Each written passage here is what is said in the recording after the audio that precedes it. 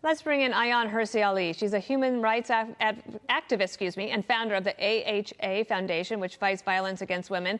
She's a brilliant person, and everybody should follow her and what she has to say. And I wonder what you think about this situation with the progressives feeling like they are owed something from the Biden-Harris administration. But to Kevin McCarthy's point, progressivism and socialism didn't really work.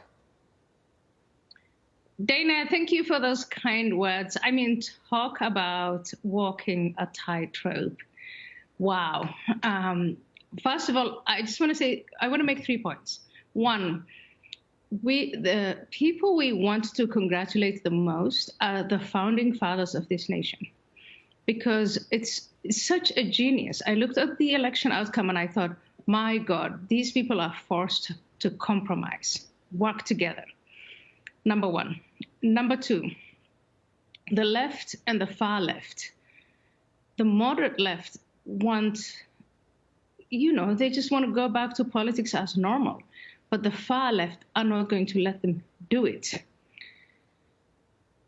Set that aside, Dana, and say, how about we shift the conversation away from politics and litigation to policies? And I imagine a time when Mitch McConnell and Joe Biden will actually sit together and say, what is it that we can do together?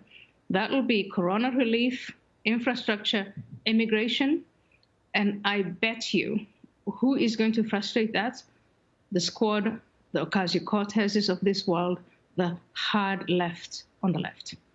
And so how should somebody like Biden deal with them?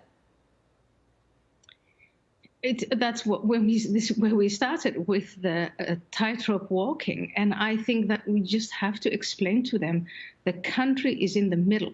They don't want far right. They don't want far left. This election tells you one thing. The American population wants to be in the center, and they want to work together. And so that's what we are going to see if that is possible. But in the meantime, you have the left, the Democrats, you're saying, let's unify now. Of course, there are many people, millions of them, 71 million people are very disappointed that their side appears, to have lost, at least on the presidential side, but they did well across the board at state legislatures. And we just talked about the Congress and in the Senate. Is conservatism actually on the ascendancy? I mean, it depends on how you define conservatism, but I will tell you, businesses were not boarding up because people who lost on the conservative side would be looting and rioting and doing terrible things. That didn't happen. It was about the hard left is really wired up, fired up, and if they don't get what they want, they're going to do bad stuff. But then the adults in the room need to stand up and to say, look, this is the reality we live in. This is the country we live in. This is what we want. If you don't want it, and I want to refer you to the interview that AOC did with the New York Times. She ends her interview with, I don't know if I'm going to run for higher office or if I'm going to have a homestead.